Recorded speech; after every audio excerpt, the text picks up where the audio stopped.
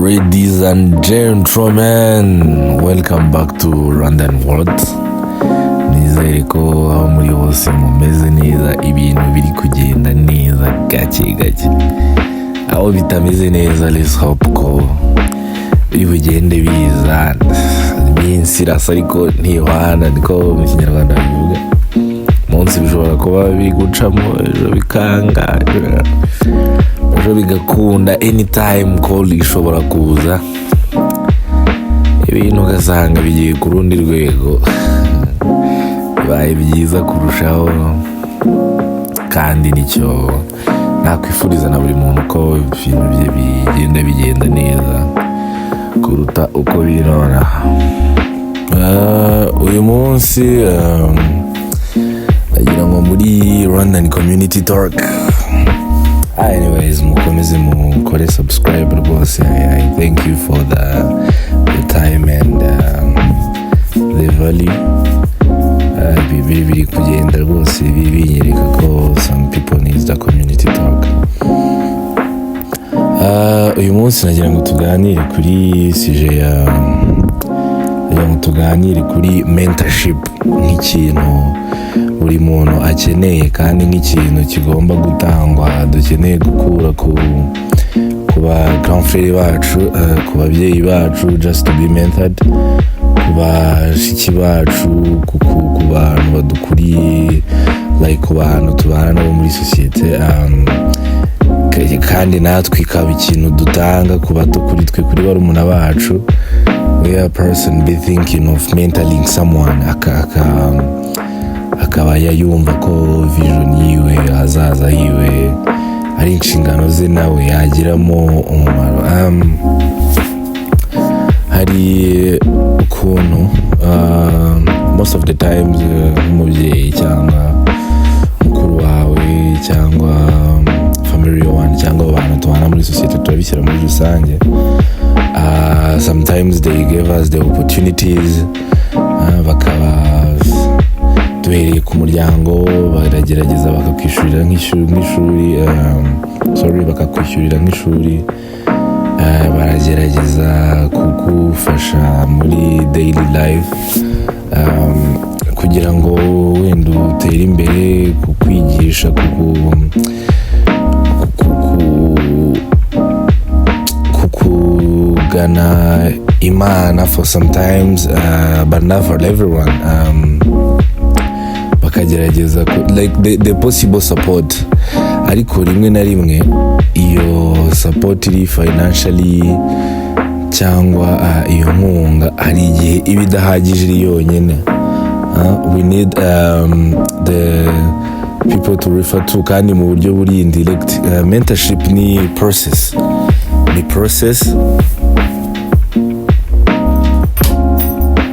ntabwo navuga ko mentorship ari ikintu gikorwa mu munota umwe cyangwa mu munsi umwe, cyangwa hari formule y'uburyo umuntu ya mentoring undi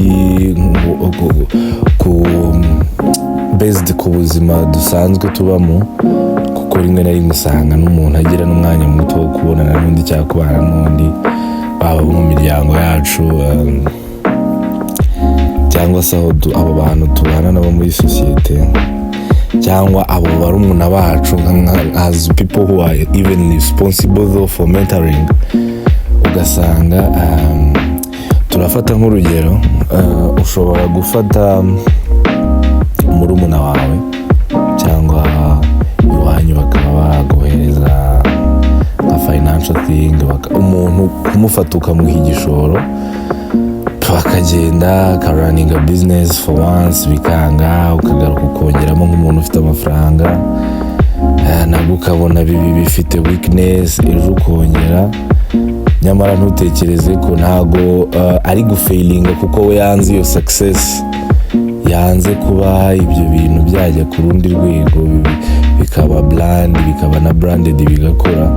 Most of the times ntago iyo he or she is not capable of handling that, kandi ntago ari ibintu waza ngo wigishe umuntu umunsi umwe, umwandikire formule umubwire biragenda gutya na gutya, biragenda gutya na gutya. ni ibintu ushobora gukuza day to day, agahindura ibitekerezo, agahindura uburyo atwaramo ibintu. Ibyo ni something you can try to give him or her indirectly, just day to day, instead yo gukomeza gupushinga ushyiramo ayo mafaranga. Ushobora gusanga ushobora kumuhindurira ibitekerezo, agahindura uburyo yakoragamo ibintu, ugasanga that thing did run well, bimubyariye umusaruro. Nawe ni pleasure kuri wowe kuba ibyo bintu washakaga ko running ubu right now ari kubiraninga bikagenda neza. Most of the times wenda habaho sinzi niba nabyita nka weakness cyangwa niba ari nk'igikomere bamwe muri twe bakurana, nko kuvuga sometimes yakumva nk'umuntu arakubwiye twebwe se ko twageze kuri ibi ngibi, ninde watugayidinze ko twari aho nta babyeyi dufite, cyangwa ko ababyeyi nta kintu badufashaga twihiringaga, twebwe ko twageze aha kugira ngo ninde wahatugejeje. Like I understand your situation was not the same as mine, so right now ubuzima no kuba ndi kubaho muri resulta z'ibyiza we wagezeho directly bishobora kunyafectinga mentally, sinzakore cyane nk'uko wakoze cyangwa bikankura kuko uzaca mu nzira nk'iyo waciyemo. Biragoye ko nazabicisha mu buryo wabicishijemo, cyangwa my successful way igomba kuzaba nk'iyawe, like my life journey biragoye ko izaba nk'iyawe. Kandi ikindi niba warabigezemo mbere yanjye, donc soit uri umubyeyi wanjye, cyangwa uri grand frère, cyangwa uri umuntu uri surrounding person, cyangwa umurezi, nciye muri hustling life ivunanye nk'iyo waciyemo, nawe ntago yaba ari success yawe. Ntekereza ko bitagushimisha kumbona ndi guca mu buzima bukakaye nk'ubwo waciyemo. Donc kimwe mu byatumye ubucamo ni ukugira ngo abari inyuma yawe bazagendekerwe neza, succeeding point yabo ntizazivunanye. Ntabwo bivuze ko niba utarize n'abarumuna bawe bataziga cyangwa abana bawe bataziga, ariko nyuma y'iryo shuri ubishyuriye, nyuma y'icyo gishoro ubahaye, nyuma y'iyo vision ubatekerereza, they need to be mentored. Umwana nyine niyo mpamvu ari muto kuri wowe, niyo mpamvu ari wowe ufite experience we akaba atayifite. Hari ibintu ugomba kumusharinga, hari ibintu ugomba kumwereka uko bitangirwa, hari ibintu ugomba kumucreatingamo kandi mu buryo buri indirect. Ntabwo ari ibintu wahita umujumbamo in one day. Just mentorship ni process, idatangiye donc guhera igihe itangiriye ubwo resulta ziza nyuma yaho igihe runaka. Some of us get mentored, some of us get mentored kuva bakiri abana, ugasanga akuranye iyo strong heart bitewe na surrounding akuriyemo, na famille uko imeze. Sizi niba mwarabonye ko most of us family, uretse no kuvuga most of us, muri rusange famille yawe uvukiyemo yafectinga ubuzima bwawe hafi nka 70%.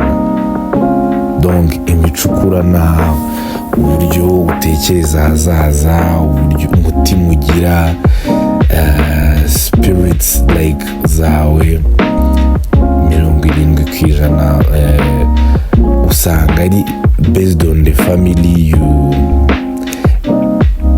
were born in. Like iyo usanze wenda so kuvuga ngo nibo badetermininga what you will become, cyangwa ariko bigira uruhare runini mu mibereho yawe y'ahazaza uko byagenda kose. Kuba wababura cyangwa wababona bigira uburyo bituma utekereza, uburyo witwara. Size niba ibyo bintu namwe mwarabibonye. Rero ku buryo byagatumye niba narabonye ko nshobora umukuru wanjye ambereye mwiza ashobora kunyerera imbuto nge ngahinduka nkazakura n'ikindi kintu bitewe nuko mbona kamfere yitwara. Why not you to mentor that young kid uri munsi yawe? Why not you guha urugero rwiza umwana muturanye? Why not you guha urugero rwiza umwana wo muri karisi? Ntabwo bikiri ibintu biri impossible cyangwa biri unvisioned. You already know the future will come. The future holds a lot. Nshobora kukwigiraho akantu nkazakumana mu buzima bwanjye bwose. Abanzi ngo runaka kera yigeze kubigenza gutya, none ubu niyo mbonye icyo kintu sinshobora kugikora, sinshobora kukisangamo. We need to get method tugera iyo umuntu growing up agera mu myaka wenda yo kweseya, reka mbyite kweseya, yo kugenda agerageza gutacinga ku bintu byose yumve touch yabyo.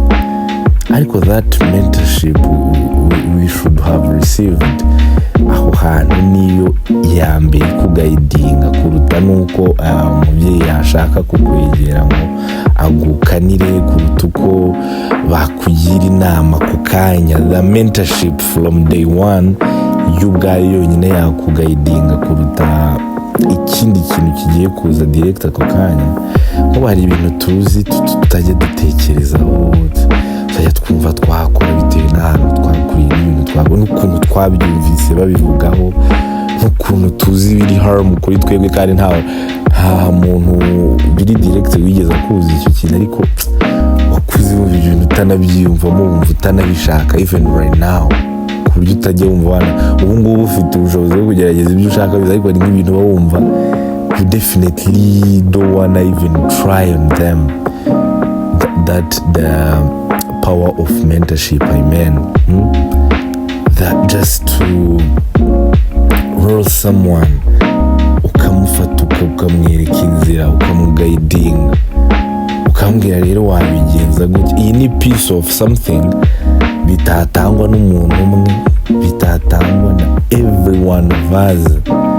Ashobora kuba right now atagiye kuba ariwe mu kamfere nk'ubona baga cyatari umubyeyi right now, ariko hari umwana muto utuye aho ngaho, hari umwana muto mubonana, hari murumuna wawe out of the family maybe, hari no one who doesn't need a mentorship piece from his older brother or sister or father. You get, nta muntu udakeneye to be mentored, nta muntu udakeneye kwerekwa inzira, nta muntu udakeneye kwerekwa uko yakora ibintu, nta muntu udakeneye kwerekwa uburyo like the path or the way through how to manage the thing. Kandi nuguhera ku bintu byose mentally, spiritually, umuntu arakumentaringa, akagutoza gusenga, ugakura usenga, ukazarinda usaza. Nta muntu ubiguhatira, nta muntu, wowe just you feel like that's where you belong. Umuntu arakumentaringa, ukagira management mu kudesida mu buzima ubayemo, ukamenya do I have to get into drugs or not. Like most of us, that's what we need. The need a piece of mentorship tubura tukisanga twabaye mu bintu biri out of our control. Ntago ari umutima mubi umuntu avukanye wundi, si uburara, si imico umuntu yadaptize. Donc iyo ability yo kuadaptinga nakabaye narabaye mentored igasinzira muri njye. So sometimes nisanga naragiye muri ibyo bintu kuko siko nemerewe kugerageza byose. Right now ntabwo biri bugore ko umuntu azangwa ahita kudesidira gukubiteho ikintu ku mutwe, but they should have been mentoring you since day one. Ugakura uzi ko you don't belong to the drugs, ugakura uzi ko ibyo ntabwo si iby'i Rwanda, si ibyawe, you don't belong to the shit ibindi ibyo ari byo byose. Kandi biragoye ko umuntu aza ngo abikujombemo direct ako kanya. So nagira ngo murambwira wenda namwe, what do you think, how do you see the community, like how do you see it, ni gute mubona variya mentorship, ese ni gute mubona hari uburyo byagaciyemo, ese what could be the foundation, byahera hehe, byaca mu zihe nzira? Murabizi hano kuri Rwandan community talk turi free, it's an open platform, udusangiza igitekerezo cyawe muri comment ukatubwira uko ubyumva.